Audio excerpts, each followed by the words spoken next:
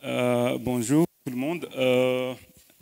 Comme Madame Heliant a présenté, je suis Dr Tanabil Rasouldaini, un archéologue du musée d'art et d'archéologie. Aujourd'hui, nous allons parler des arts rupestres à Madagascar, un sujet un sujet peu connu du public, mais très important pour le patrimoine culturel malagasy et africain. Donc, dès le début, j'aimerais souligner ce que nous allons discuter à travers mon intervention. Tout d'abord, je vais commencer à parler de la théorie de la diffusion et son application sur la répartition des sites à art rupestre en Afrique, parce que cela va éclaircir un peu le contexte de l'art rupestre à Madagascar vis-à-vis de ceux qu'on a déjà trouvés en Afrique continentale. Et puis, on va parler un peu le début du peuplement de Madagascar pour avoir une idée de la période probable de l'origine des arts rupestres malagasy. Ensuite, nous allons faire un rappel sur l'histoire de la recherche en art rupestre à Madagascar, dès le début jusqu'à aujourd'hui.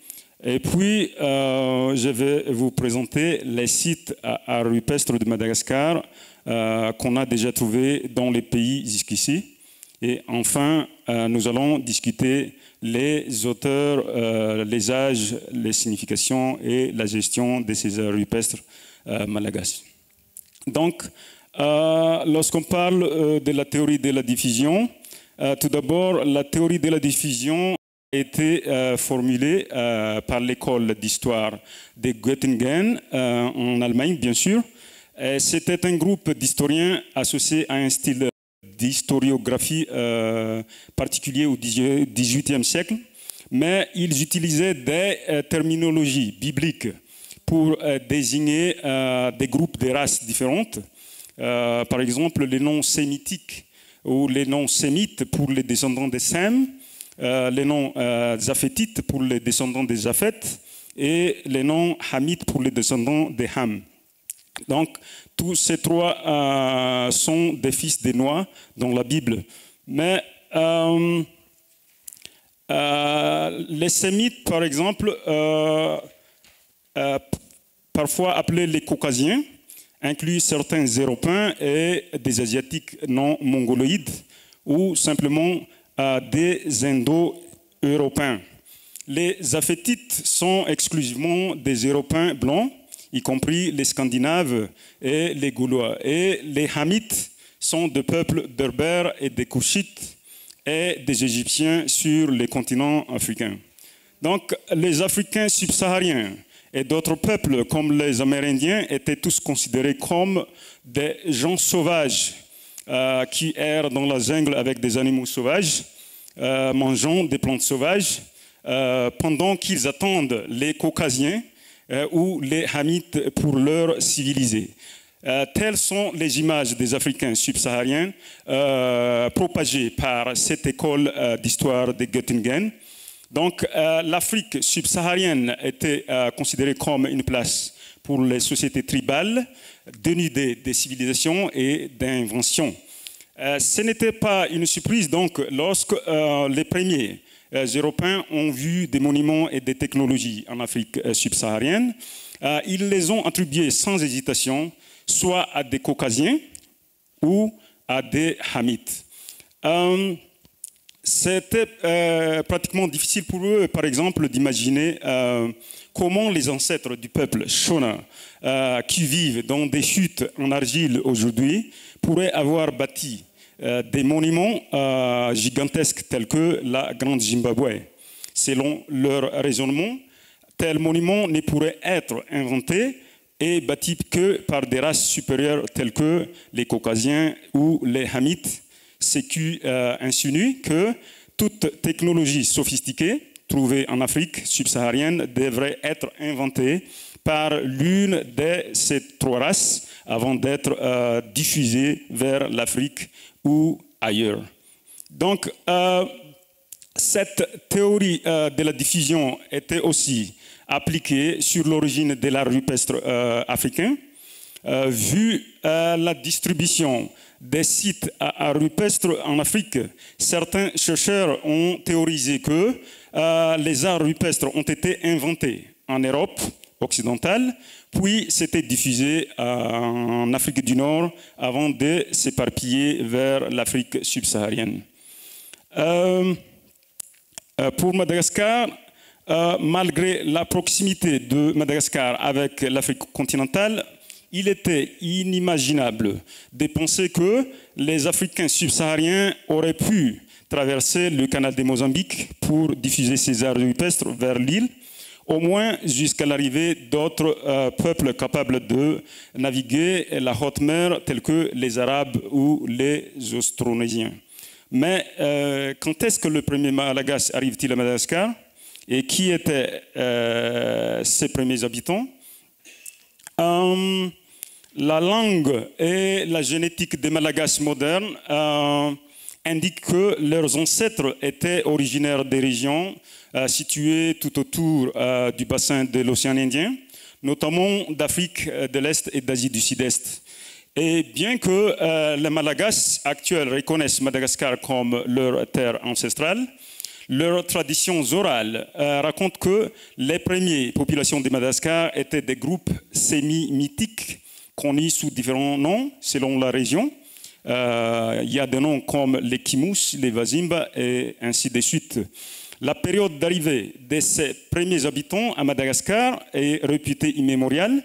Selon les traditions orales, ces premiers habitants étaient des nains et les populations locales associent encore certaines structures au tombeau Vazimba, au Kimous. Ces structures sont encore vénérées, voire craintes jusqu'à aujourd'hui. Parallèlement, il est également fait mention des géants. Il y a Rapet, par exemple, sur les hauteurs et Darafif sur la côte orientale, dont les empreintes sont associées à certaines caractéristiques des roches. Mais on ne peut pas réellement connaître la véracité de ces affiliations, puisqu'aucun travail archéologique n'a été réalisé sur ces lieux jusqu'à présent. En revanche, la mention de Madagascar dans les documents historiques remonte au début du premier millénaire de notre ère.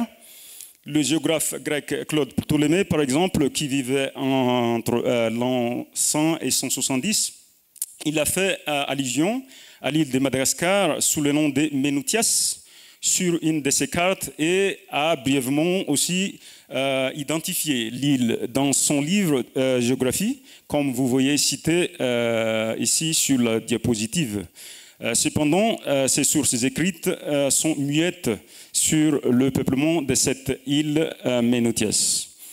Dans le domaine de la paléontologie, les premières indications de la présence humaine à Madagascar incluent des os modifiés, identifiés comme portant des marques de coupe ou de boucherie.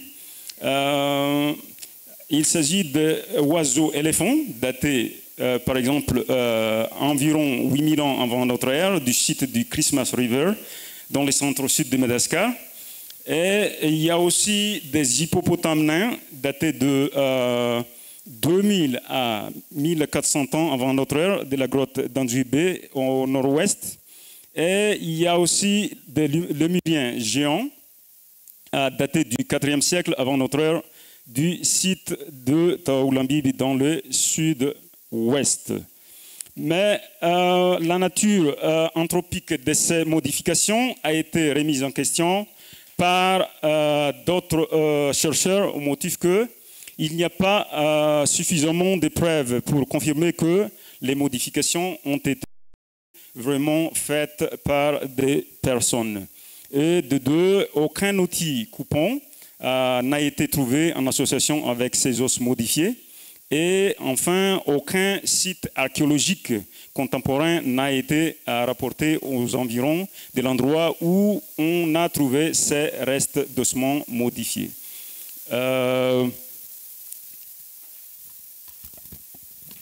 Merci.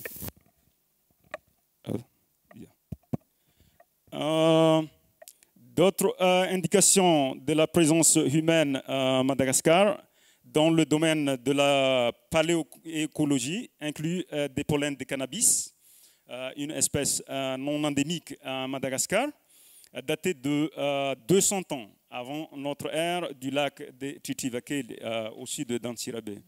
Ces preuves palynologiques suggèrent que les premiers immigrants pourraient avoir apporté avec eux des plantes non endémiques à Madagascar, bien que d'autres mécanismes de dispersion soient également possibles, notamment l'introduction par les oiseaux migrateurs.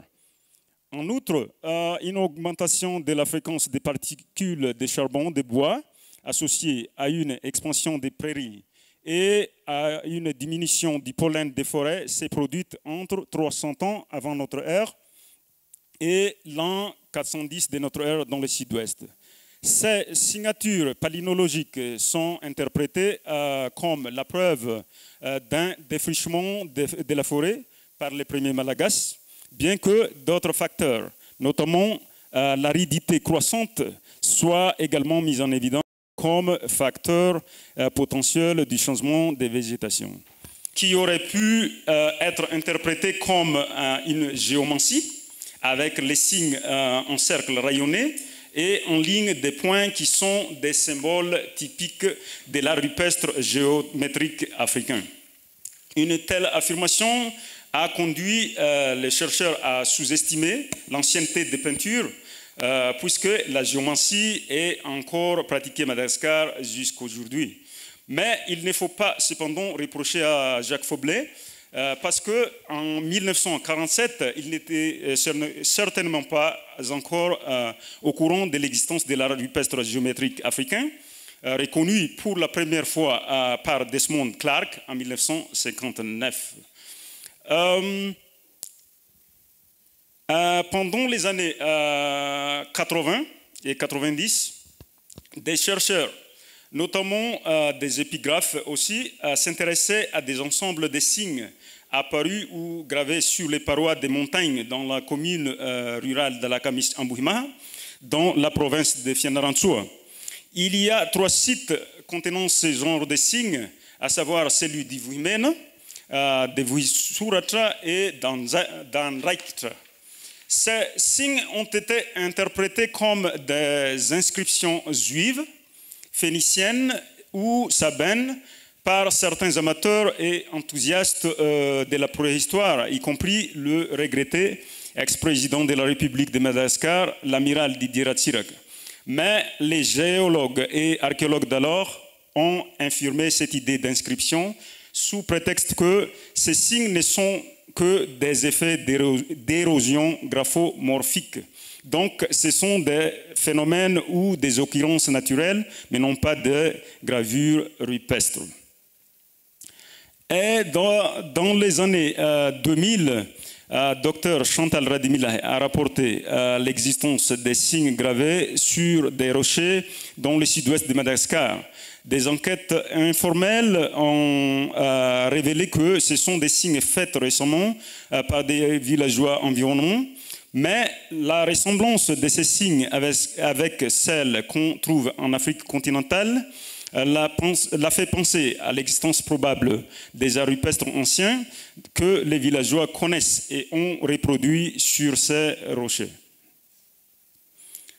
Et entre le 30 avril et le 26 septembre 2010, le musée d'ethnographie de Genève a organisé une exposition en ligne des photos ethnographiques en noir et blanc prises entre 1938 et 1941 à Madagascar par l'ethnographe français Jacques Faublet. Parmi ces images figuraient des peintures rupestres provenant des grottes et abris sous roche de l'Issalu. Si on les compare avec la description de Faublet dans sa publication en 1947, les peintures ne représentent pas seulement des ébus, des destins des soldats et des scènes de combat, mais également une bonne quantité de symboles schématiques, géométriques et amorphes, similaires à ce qu'on trouve en Afrique occidentale. Depuis lors, des sites à rupestres ont été et continuent à être documentés à Madagascar.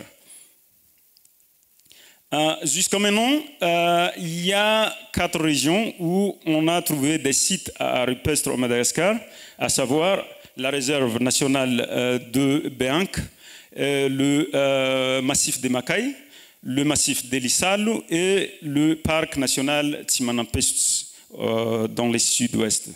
Les distances importantes entre ces régions donnent déjà l'espoir de découvrir davantage des sites dans les vastes zones situées entre eux.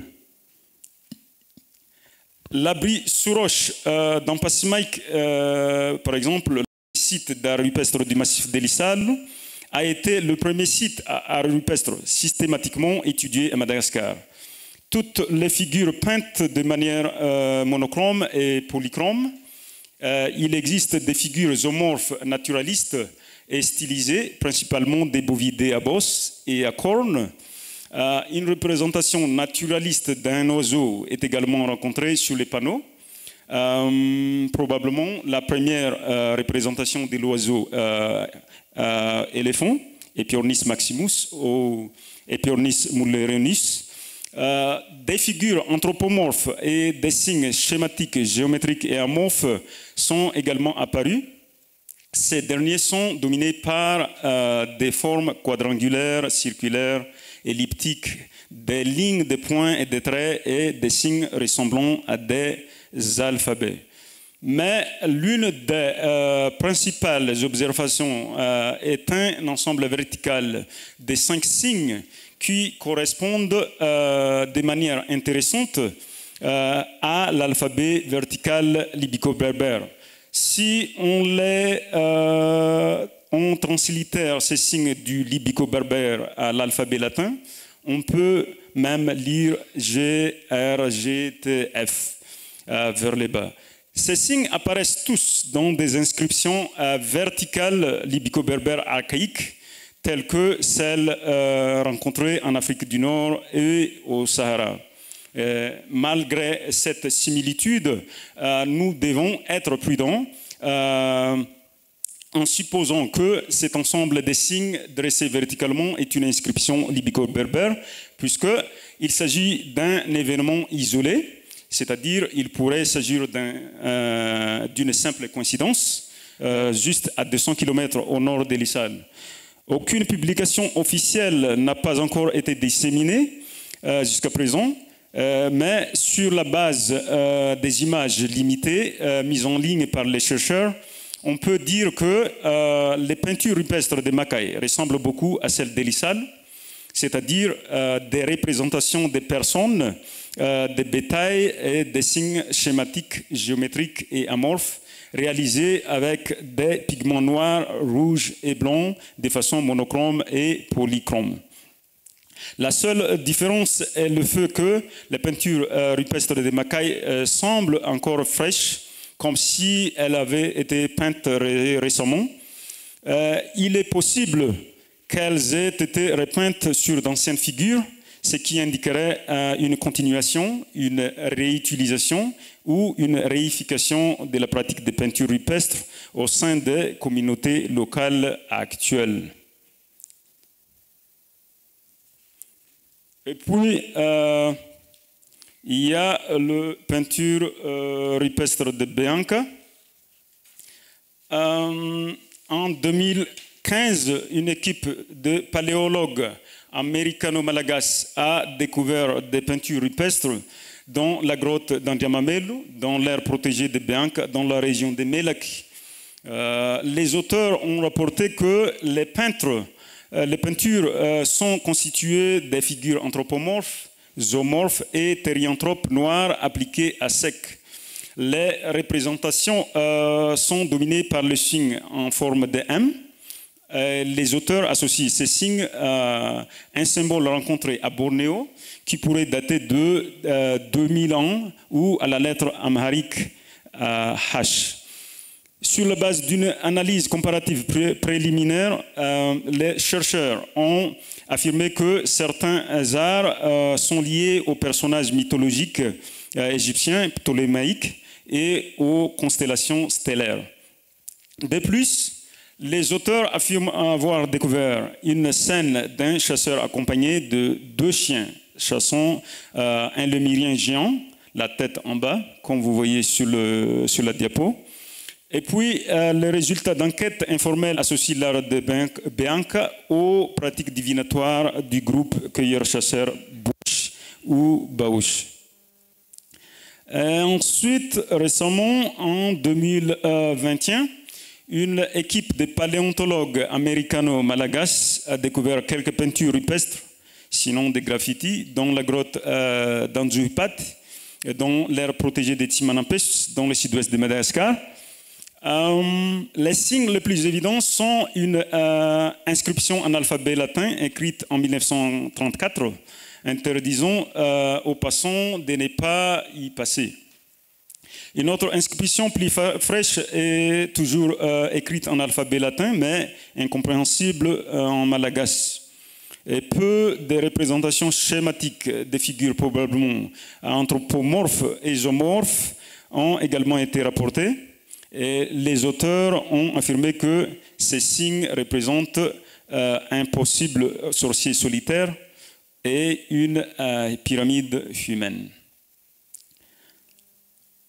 Quand on parle des auteurs ou les artistes auteurs de ces peintures rupestres, les arts rupestres malagasy représentent principalement des bétails, des personnages et des signes géométriques.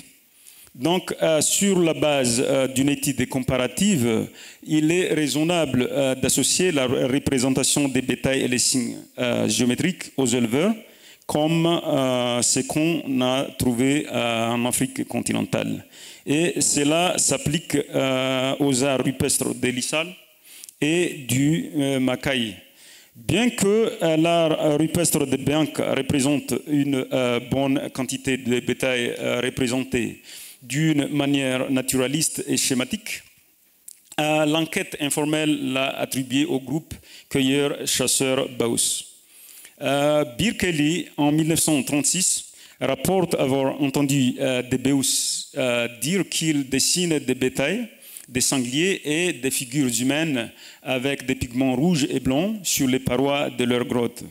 Et bien que Birkelly n'ait jamais vu ces peintures, l'information qu'il a recueillie reste toujours intéressante sur le fait que sa description correspond davantage à la rupestre des Macaï et d'Issal qu'à ceux trouvés jusqu'à présent à Bianca. La rupestre des Timanampes, en revanche, démontre sans équivoque que l'auteur du graffiti était une personne de langue mahafal qui vivait en 1934. Mais des recherches supplémentaires devraient être encore menées pour déterminer les vrais auteurs de l'art rupestre malagasy. Concernant la signification de ces arts rupestres, en Afrique, il existe 2 théories concurrentes pour interpréter les représentations naturalistes d'animaux dans l'art rupestre, notamment la magie sympathique et l'art pour l'art. La première suppose que les représentations d'animaux particuliers étaient motivées par le désir de contrôler les animaux réels, tandis que la seconde postule que les artistes se contentent d'enregistrer des animaux, des scènes et des événements pour des raisons esthétiques. L'utilisation de ces 2 théories nécessite une solide connaissance de l'anatomie et du comportement des animaux représentés. Cependant, dans l'art rupestre malagasy, à part les représentations naturalistes des personnes et des objets, les représentations d'animaux et peut-être des personnes sont si simplifiées que les chercheurs peuvent différer dans l'identification de ce qui est représenté. Par conséquent, nous ne savons pas encore si les artistes dessinaient pour la magie sympathique ou pour l'art pour l'art. Des études sont donc encore nécessaires pour identifier certaines figures naturalistes ambiguës afin d'éviter les interprétations erronées. En voilà par exemple des images d'animaux ou de personnes qu'on ne peut pas vraiment identifier sur les arts rupestres malagasy. Parfois, les chercheurs se disputent sur l'identification parce que ces créatures inconnues sont, comment dire ça, sont inconnues à Madagascar. Par exemple, il y avait un certain moment où les Malgaches pensaient que les Malgaches n'utilisent pas des masques. Les masques qu'on trouve dans les rayons touristiques sont des masques africains, mais on connaît que parmi les Nikéa et même les Tanous auparavant, ils utilisaient des masques aussi qu'ils appelaient Beronganga. Donc, si on voit par exemple ce genre de créatures inconnues représentées sur les parois à Madagascar, il y a certains chercheurs qui pensent à des personnes qui portent des masques, mais il y a aussi des chercheurs qui pensent que ce sont des thérianthropes comme on les interprète en Afrique australe.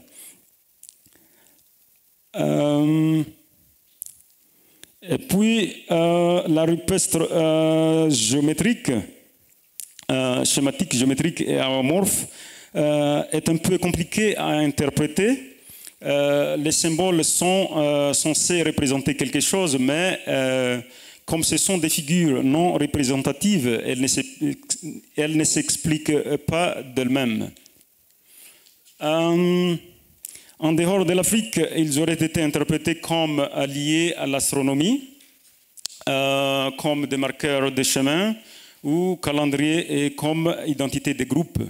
Et en Afrique, ils ont été interprétés comme la source de l'écriture, comme des idéogrammes anciens, comme des signes ésotériques, et ainsi de suite. Mais à Madagascar, des enquêtes informelles permettent d'affirmer que la rupestre schématique, géométrique et amorphe malagasy est liée aux pratiques divinatoires. Certes, les Malagasy avaient autrefois de nombreuses façons de pratiquer la divination, mais aucun document historique ou histoire orale ne mentionne une ancienne pratique divinatoire consistant à dessiner des figures sur les parois rocheuses ou des grottes. Bien que Faublet, en 1947, ait qualifié certains signes schématiques, géométriques et amorphes de l'Issal de destin, il n'a pas vraiment expliqué comment ces signes fonctionnent dans la divination ou la cosmologie. Il rapporte plutôt que ce sont les cueilleurs du miel et les chasseurs de hérissons et non les devins qui tentent de reproduire les images anciennes. Les chercheurs en art rupestre Madagascar doivent donc être prudents lorsqu'ils attribuent l'art rupestre schématique, géométrique et amorphe à des pratiques divinatoires sur la seule base d'enquête informelle. Ces signes doivent être traités comme des artefacts individuels et analysés comme tels avant de tirer une conclusion.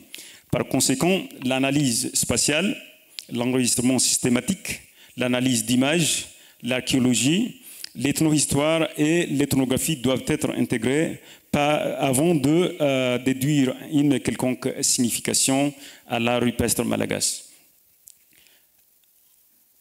Pour les âges des arts rupestres, jusqu'à présent, à part la date absolue non publiée du XIIe siècle pour les peintures de Makai, la plupart des estimations sont encore basées sur une datation relative, soit en reconnaissant un contenu datable de l'art tel que la date 1934 dans l'art rupestre de Tsimanapes, ou en menant des analyses comparatives telles que ceux du signe M de Bianca et la probable inscription libico-berbère de l'Issal. On a donc encore besoin de recherches supplémentaires pour collecter et dater par AMS radiocarbone des échantillons des pigments organiques. Pour la gestion, les arts rupestres de Madagascar constituent l'un des patrimoines culturels immobiliers importants du pays et du continent africain, mais comme la plupart d'entre eux se trouvent dans des zones isolées, loin des villes, ils ne sont pas directement menacés par les projets de développement. Cependant, on sait peu de choses sur la manière dont les activités des populations locales affectent la préservation de ces arts rupestres. De plus, les arts, notamment les peintures noires, sont en train de disparaître à cause des intempéries et d'autres processus naturels. Les parois karstiques des grottes et des abris sous roche, par exemple, sur lesquels ils sont appliqués, continuent de s'exfolier, voire de s'effriter rapidement. Des interventions urgentes, notamment la documentation, la conservation et éventuellement la restauration et la valorisation, sont donc nécessaires pour gérer, ça veut dire que préserver et valoriser ces patrimoines importants tant qu'ils sont encore accessibles. Et pour conclure, les arts rupestres de Madagascar apportent de nouvelles connaissances aux études sur l'art rupestre africain. En termes de distribution des sites à peinture rupestre africaine, la distance entre les sites découverts implique qu'on pourrait encore découvrir des sites dans les zones situées entre eux, ce qui demande plus de travaux de recherche supplémentaires pour inventorier tous les sites à rupestre à Madagascar. Aussi, il reste encore aux chercheurs d'identifier les auteurs de ces arts. Est-ce que ce sont des Wazimba ou des Beus ou d'autres groupes qu'on doit encore découvrir? Concernant la signification des signes et des images, les communautés malagasy contemporaines qui réutilisent ou réinventent des peintures rupestres pourraient donner une nouvelle perspective sur leur interprétation. Et avec les nouvelles techniques et méthodes et les ressources disponibles aux chercheurs aujourd'hui, la recherche en art rupestre à Madagascar pourrait être développée pour le prochain niveau. Merci beaucoup de votre aimable attention.